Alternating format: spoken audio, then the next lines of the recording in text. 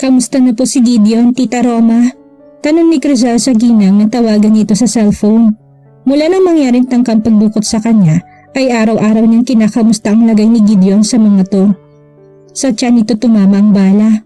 Himalang wala itong internal organ na napinsala. Mabuti-buti na siya, Crizal. Okay naman ang operasyon. Baka bago matapos ang linggong ito makalabas na siya ng ospital.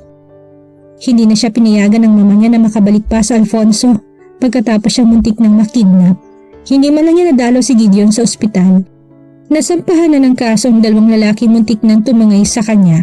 Sa tulong ng mga ito'y natukoy kung sino nagpadukot sa kanya. Tulad ng hinala nila, kaanak yun ng lalaking hinatulan noon ng mama niya. Ang ama nito nagpapadala ng death threats sa kanila at ito rin ang utak ng kidnapping attempt sa kanya. Kaya lang ay nagtatago na ang lalaki. Kaya dobleng pag-iingat ang pinayo sa kanila ng kanilang abogado. Hindi ko man lang siya madalaw, Tita Roma. Gustong-gusto rin sana ni Crizal alagaan si Gideon, ngunit wala sa mga kamay niya sa ngayon ng kalayaang gawin yun dahil sa sirkumstansyang kinasusuungan niya. Naintindihan naman niya ni Lolong, wag mo siyang alalahanin, marami nag-aalaga sa kanya rito. Si Imelda nga halos araw-araw dito. Just as I thought, iwinaksi niya ang selos na naramdaman dahil sa pagbanggit ni Tita Roma sa babae. Siyempre, hindi siya pababayaan ng pamilya ni Susing, dagdag pa nito. Pakikamusta niyo po ako sa kanya kapag dumalaw ulit kayo, Tita Roma. Basta matapos na ang gulong ito, sasaglit po ako dyan para makapagpasalamat sa kanya. In a way, nakaligtas ako dahil sa ginawa niya. Kung hindi siya dumating noong araw na muntik na ako makidnap, malamang natangay na ako ng mga taong yun. Hayaan mo, Crizal. Sasabihin ko yan kay Lolong. Bago matapos ang araw na yun, isang balita nakarating sa kanila. Natuntun na raw sa pinagtataguan ang lalaking utak ng kidnapping attempt sa kanya. Nakipagbarilan daw ito sa mga pulis. Napatay raw ito sa engkwentro. Excited si Crizal habang patungo siya sa ospital na kinaroonan ni Gideon. Kahit ayaw pa rin siyang payagang umalis na nag-iisa ng mama niya ay napilit niya to. Gusto na niyang makita ang kalagayan ng binata. Sabik na siyang makita to. Itinaboy na lang niya sa isip ang sama ng loob dito.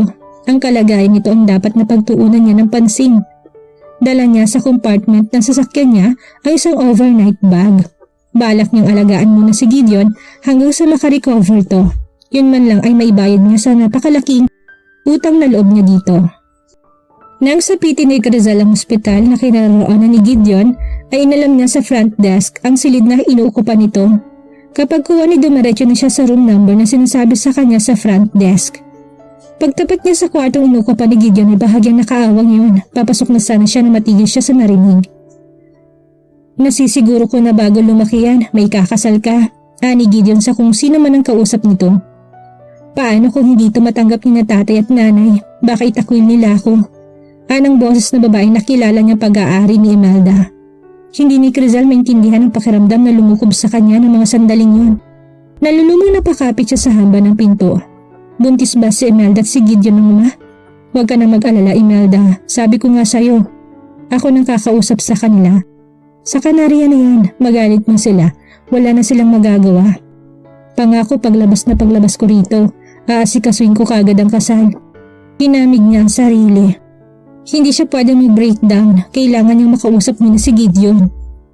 Ilang pagsagap at pagbuga muna ng hangin ang ginawa niya bago niya nagawang pumasok doon. Crizal? Nagulat man medyo nakangiti si Gideon na makita siya. Thank God, nakapunta ka rito. May kasama ka bang bodyguard? Wala, hindi na kailangan. Nahunin ng mastermind ng kidnapping attempt sa akin. Lumapit siya sa kinahihigaan nito. Hindi niya magawang tapunan man lang ng sulyap si Imelda na nakaupo sa silang katabi ng hospital bed nito. Sinasakmal pa rin siya ng selos. Kamusta ka na? Okay na ako. Kapag na-drain ng inopera sa akin, baka raw sa weekend makalabas na ako. Salamat sa pagdalaw mo. Nagpunta ako dito para magpasalamat. Kung hindi dahil sa ginawa mo baka kung nasan na ako ngayon. Baka nga pinatay na ako ng mga kidnappers na yun. Salamat talaga. Aalis din ako kaagad. Total naman mabilis palang recovery mo at may mahusay na nag-aalaga sa'yo dito. Sige, magpagaling ka. Sinulipan niya si Imelda. Best wishes nga pala sa inyong dalawa. Tinalikuran na din Crizal ang mga ito at mabilis ang mga hakbang na nilisan niya ang silid. Narinig niyang pagtawag ni Gideon pero hindi niya ito pinansin. Masamang-masama ang loob niya dito. Pinaniwalaan niyang lahat ng mga sinasabi nito noon. Iniisip pa nga niya na isang patunay na mahal siya nito ay nang hindi nito inilintana na baka manganib din ang buhay nito sa pagliligtas nito sa kanya sa kamay ng mga hold-upper.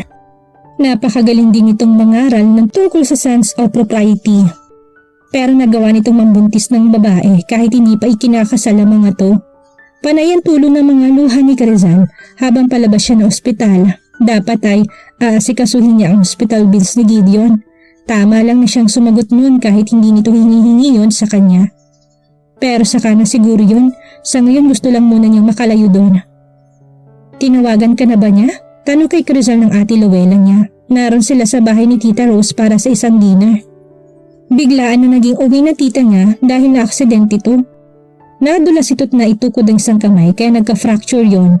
Minabuting tong sa Pilipinas magpagaling. Iniisip na rin daw nitong manatili muna sa bansa sa matagal na panahon. Umiling si Rizal.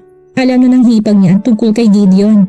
Pahapiyaw niyang naikwento rito mga nangyari sa kanila ng binata. Hindi na ako tatawagan nun. Ibang babae nang pinagbubuhusan niya ng panahon. Naikwento ko na sa'yo yung tungkol kay Imelda, hindi ba? Pinagsabay kayo? Nalaki mga mata na tanong nito. Nagkibit balikat lang siya. Hindi niya masasabing pinagsabay ni Gideon sila ni Imelda. Wala silang commitment ng binata. Bukod doon, nagkaroon pa ng pagtatalo sa pagitan nila. Pagkatapos nun ay naging matabang na sa kanya si Gideon. Malamang sa panahon na yon, nabuo ang relasyon nito kay Imelda.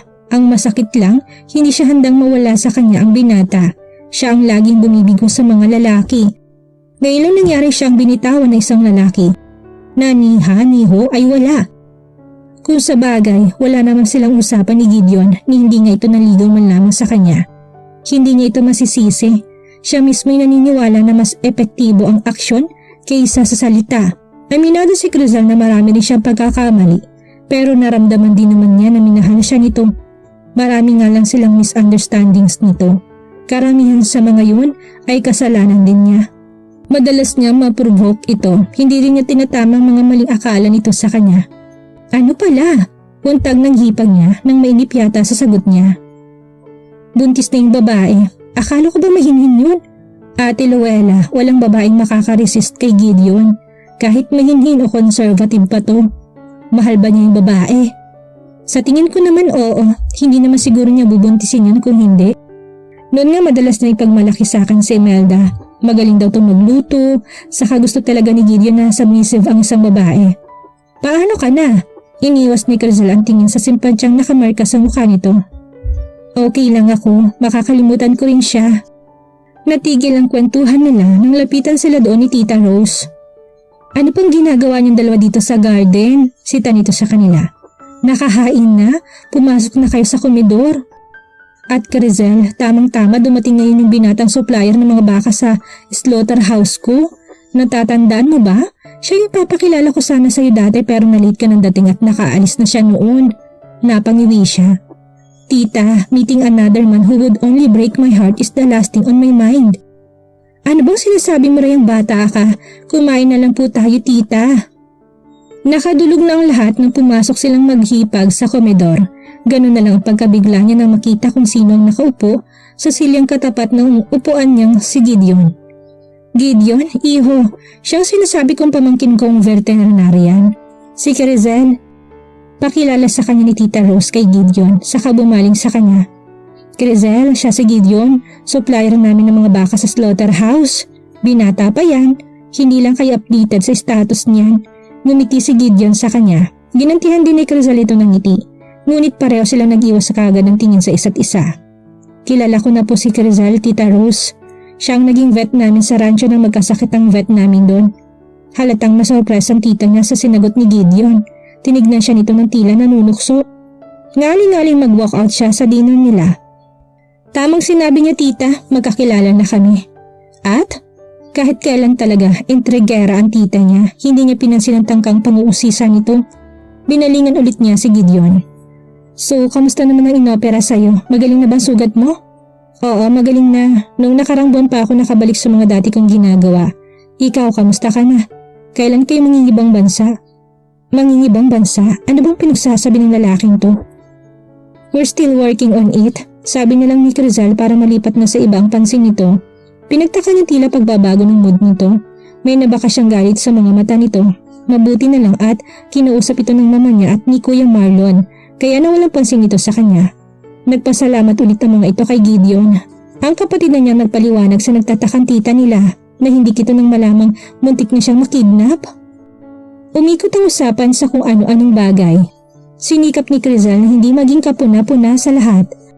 Mabuti na lang at kasama nila si Carl. May dahilan siya para hindi makihalo sa kwentuhan. Siya ang nag-asikaso dito. Nang maingip ito'y dinala niya ito sa family room. Doon sila nanood ng TV.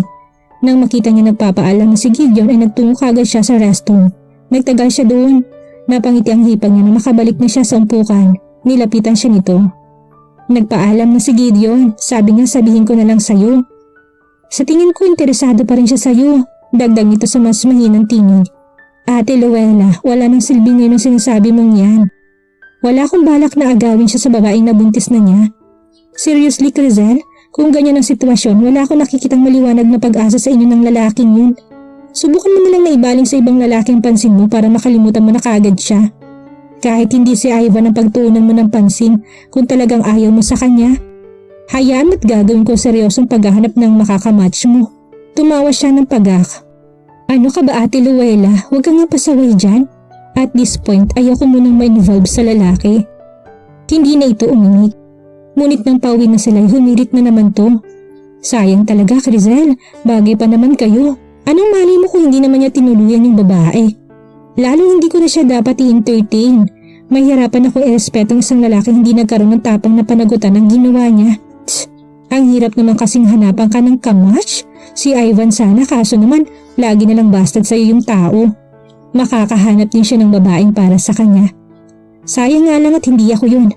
Ang totoo ko sa basic qualities lang naman ng isang potential boyfriend, pasadong-pasado sana si Ivan, hindi nga lang itong gusto ng puso niya. Pawisan na si Gideon ngunit hindi pa rin siya tumitigil sa pagkukumpuni ng mga nasirang bakod sa rancho. Ilan sa mga yun ay nabagsakan ng malalaking puno noong nagdaang bagyo. Lolo! Tawag sa kanyang Tito Roberto. Napilitan siyang tumigil muna sa ginagawa at sinalubong niya to. Maayos ng kalusugan nito. Nakabalik na ito sa mga trabaho nito sa rancho. Naging mas maingat na nga lang ito ngayon. Tito, kayo pala. May kailangan po ba kayo? Kukunin ko lang yung record ng mga guya na nabakunahan ni Crizal nung nandito pa siya. Nasa bahay po yung tito. Halika ito, uwi na po muna ako. Lolong, hindi pa gaano natatagalan mula nang gumaling ang sugat ng operasyon mo. Bakit kailangan ikaw pa magkumpuni sa mga yan? Puna nito sa kanya. Nginitian lang ni Gideon to. Paano kung mabinat ka? Baka bumuka ang tahi ng sugat mo. Magaling na po ako tito. Saka nakakatulong ang ginagawa ko para malibang ako. Malibang? Lolo, magsabi ka nga sa akin, may problema ka ba? Normal lang naman po siguro sa isang tao magkaroon ng problema. Hindi ni Gideon gusto ang pagkakatingin nito sa kanya. Nag-aalok yun. May tutulong ba ako, iho? Nababasa ba nito ang lungkot sa mga ngiti niya? Ang panahon na lang po siguro makakalutas sa problema ko. Si Crizal ba ang problema mo? Buntong hiningat kibit ng balikat ang tinago ni Gideon dito. Bakit hindi mo siya sundan sa Maynila? Hindi ko po pwedeng gawin yung Tito Roberto. Baka kasal na siya ngayon doon sa lalaking yun. Tama na siguro yung ganitong pareho kaming nananahimik. Kumunot ang noon nito. Sinong lalaki bang sinasabi mo? Yung pong lalaking kasama ng mama niya nang pumunta dito? Sinundan ko siya noon sa inyo. Naabutan ko nakipagtalo siya sa mama niya. Ikakasal na po pala sila ng lalaking yun at pagkatapos sa ibang bansa na sila titira. Yun ang narinig kong pinag-uusapan nila. Narinig mo bang naging sagot doon ni Crizal? Umiling siya. Umalis na po ako. Personal na bagay ang pinag-uusapan nila. Hindi mo pala narinig ang sinabi ni Crizal. Hindi po. Sa tingin ko po hindi na kailangan. Hindi siya makakatanggi sa gusto ng mama niya at ng boyfriend niya. Hindi siya nobyo ni Crizal. Maniligaw niya lang yun na binigo na niya. Gusto lang siyang ipakasal doon ng mama niya dahil sa threat sa buhay niya. Nahinto si Gideon sa paglalakad. Sigurado po ba kayo, Tito? Sigurado ako dahil madalas pa rin magtawagan at magbalitaan ang Tita Roma at si Crizal. Wala siyang boyfriend. Nahagod niya ng marahas ang buhok niya. Kaya pala kahit minsan hindi niya kinumpirma sa akin na may boyfriend na siya. Nahagod niyang batok niya. Mali pala ang mga bintang niya kay Crizal. Isinara ni Crizel ang blind sa glass panel ng lanay na pinapasukan ng mainit na sikat ng araw pasada alas 9 na ayon sa rilong suot niya. Pero hindi pa rin siya naghahanda para buksan ng klinik niya. Nakapaligo na siya ngunit nakadamit pambahay pa rin siya. Mula nang manggaling siya sa ospital para dalawin si Gideon ay nawala na siya ng gana sa lahat. Parang nahatak na isang malakas na puwersa ang enerhiya niya sa katawan at parang ayaw na rin gumana ng mabuting kanyang isip. Kumikilos lang siya dahil kailangan. Hanggang ngayon ay masakit pa rin sa kanyang kabiguan niya kay Gideon. Iniligtas nga siya nito ngunit tuluyan naman itong nawala sa kanya. Biglang pumasok doon si Carl, kasunod ang alaga nitong si Justin. Tita, kahit po ba malaking patient ginagamot mo rin po? Malakas na sabi nito na halatang excited. Oo naman, kahit anong hayop ginagamot ng vet. Bakit po tinatanong? Tita, magbihis ka na po. May patient ka sa labas, malaki. Carl, wala sa mood mag-open ng clinic si tita ngayon. Pakisabi na lang sa nagdala sa patient na lumipat na lang sila sa ibang vet. Okay tita. Patalo-talo pa to nang iwan siya. Hindi pa natatagalan ay bumalik ulit ito. May bit-bit na itong supot. Tita Crizel, pinapabigay po ng may dalan sa malaking patient. Inabot nito sa kanyang supot. Nang buksan ni Crizel yun ay kumabog ang dibdib niya. Bibingkang buko ang laman nun. Carl, ano itsura na nagbigay nito sa'yo? Malaking lalaki po tita. Mas mataas kay daddy. Lalo siyang kinabahan. Sumilip siya sa bintana. Hindi naman niya nakita si Gideon. Sa halip, isang kabayong nakita niya na sakay ng isang elf truck sa labas na kanilang steel fence. Lumabas siya ng bahay. Nakita niya si Gideon na nakaupo sa concrete bench sa harap ng kanyang klinika. Bumilis ng gustong tibok ng puso niya. Gusto ng katawan at isip ni Crizel na yakapin ito. Halika na't huwag nang bumitiw pa rito. Ngunit tumututol ang konsensya at isip niya. Hindi na pwede ngayon. Crizel, malamlam ang mga matang bati sa kanya ni Gideon. Gideon, ikaw pala. Halika, pumasok ka sa loob. Dinala niya ito sa living room. Biglaan yatang luwas mo. May problema ba? Kung maririnig lang siya ni Ate Luella ay malamang na pinalakpakan siya nito sa pagiging kaswal niya sa harap ng binata. Ngunit ang totoo, labo-labo ang pakaramdam niya ng mga sandaling yun. There were butterflies in her stomach. Naiinita siya kahit malamig at para siyang maiihi kahit na hindi naman. Wala naman, gusto ko lang makita ka. Haplos sa puso niya ang sinabi nito. Napawi nga lang kagad yun nang maalalang ikakasal nito kay Imelda. O baka nga kasal na ito sa babae, saka ibibigay ko sa'yo si Knight. Tama bang dinig niya sa sinabi nito? You mean, ipapahiram mo siya sa akin para kay Feby? No, I'm giving Knight to you as a gift. Bakit? Kumabog na naman ang dibdib niya. Gusto ko lang. Pero baka masamain ng asawa mo. Asawa ko? Anitong parang hindi mapagpasyang kung matatawa o madidismaya.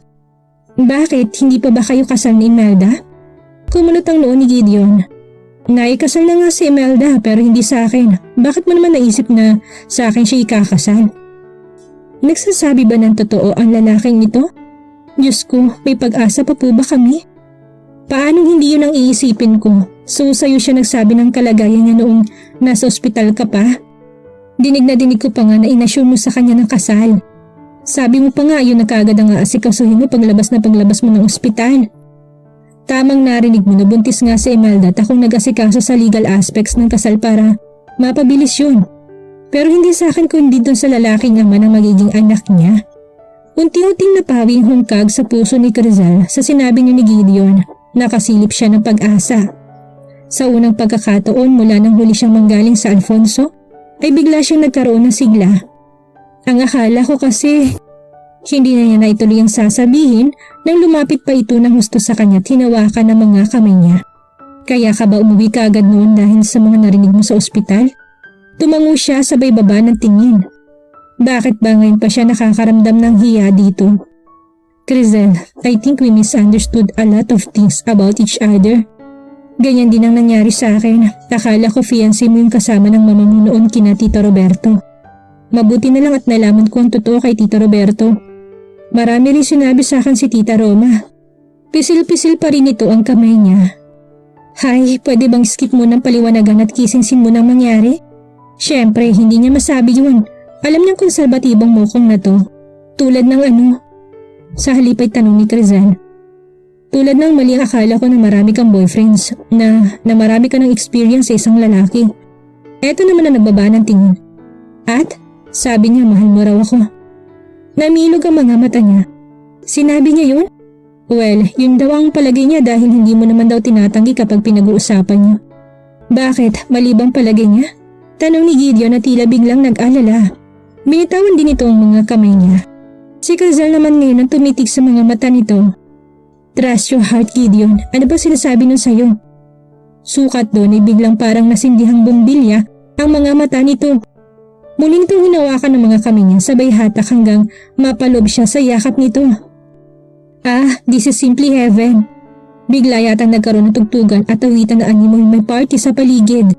Fiesta ang pakaramdam niya sa paligid ng mga sandaling iyon. Kahit tahimik naman at sila palang din ni Gideon ang naroroon.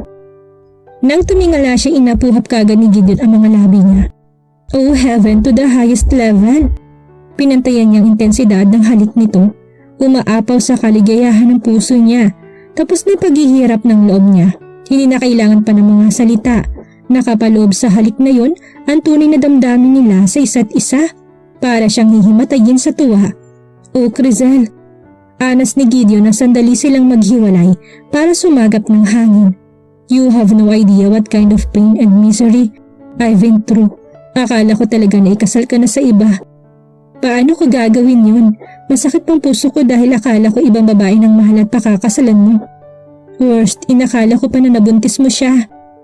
Tumitig na naman ito sa mga mata niya. She is so loved in them. Pinapatawad mo na ako sa mga maling hinala ko sa'yo noon? Paano kung hindi pa? Pili ang tanong niya. It was nice to regain her self-confidence again.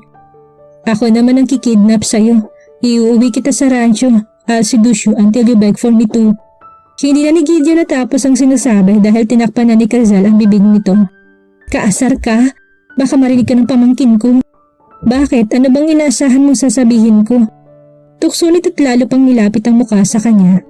Hindi ni Crizel na napigil ang sariling bakasin, ang hintuturo niya ang paligid ng mga mata nito.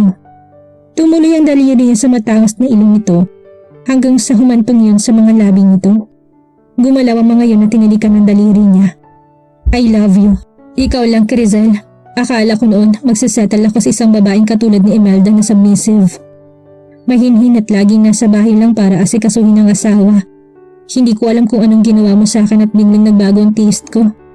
Mas may appeal na sa akin ngayon ang babaeng subversive, impulsive at laging kumukontra sa norm. A woman who speaks her own mind. Kinintala ni Gideon ang halikang nakangusan niyang mga labi. A woman who laugh at my silly jokes. Hindi mo lang alam kung gaano kasarap sa pakiramdam na mapatawa kita. And I want to spend the rest of my life making you smile and hearing your laughter. Tinapik niya ito sa dibdib. Busog na ang puso ko at naghihirapan na akong pigilan ng kilig. Kay lakas ng naging halakhak nito. May dadagdag pa pala ako doon. Pinagdikit nitong kanilang mga not-ilong bago siya binulungan. I love you woman for making me laugh and for driving the sadness away from my heart. Nilapat niya mga labi niya sa bibig nito. Again, he started showering her with the sweet kisses. Alam niya na magkakaroon ng maraming pagbabago sa kanilang dalawa.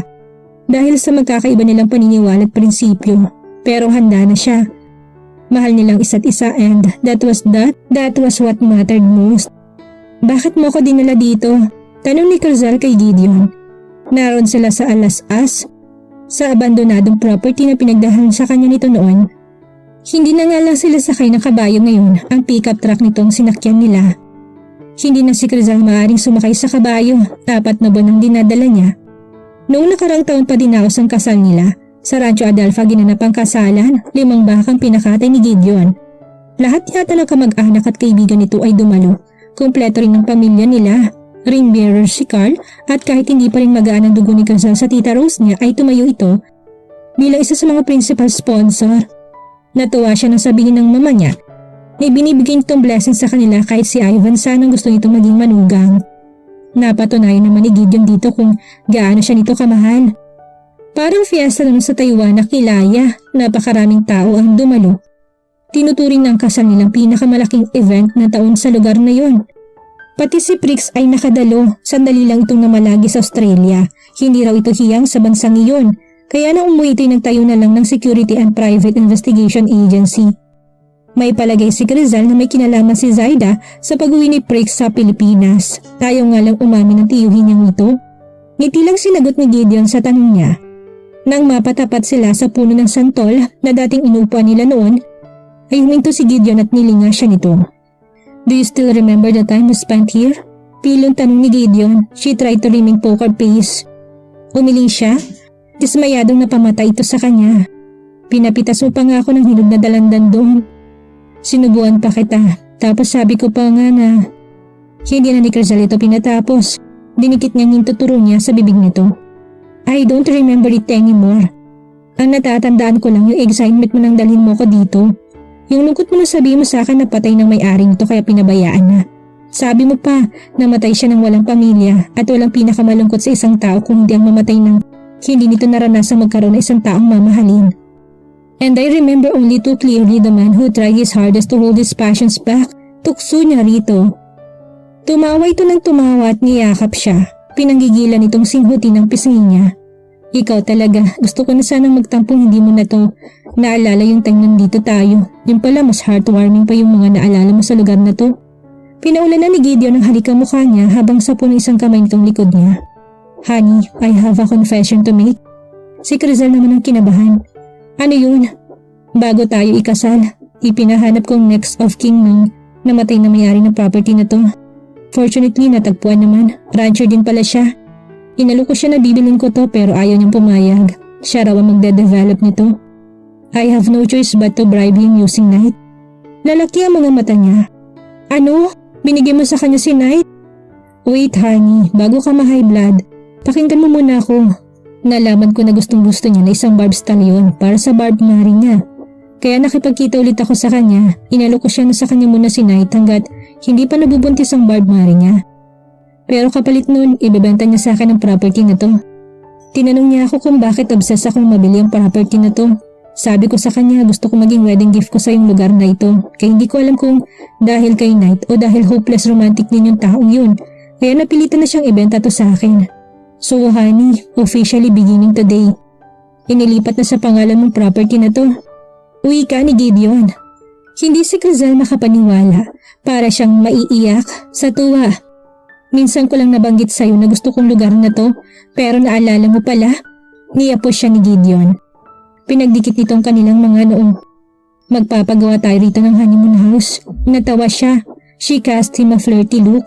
You mean kapag nagawa ng honeymoon house, lagi na tayong stay dito? You bet. Si Crizal naman ang yumakap dito. Ibinaon niyang mukha niya sa leeg nito. Pwedeng unahin na natin ang honeymoon dito kahit wala pa yung honeymoon house? Bulong niya sa tenga nito. Umalog ang katawan nito sa pagtawa. Sabi ko na nga ba, alam ko na sasabihin mo. And I'm ready for that, honey. May tent akong dala sa pick-up. May picnic box din, anito, with a matchmaking flirtatious wink. I love that. Isang masuyong mapanghibong halik ang naani niya mula dito. Later on, sinset up na nga ni Gideon doon ang isang tent that eventually became their honeymoon tent. At dito na po nagtatapos ang huling kabanata ng ating kwento at sana'y muli niyo po akong samahan sa mga susunod pang kwentong pag-ibig. Maraming salamat po at ingat po tayong lahat.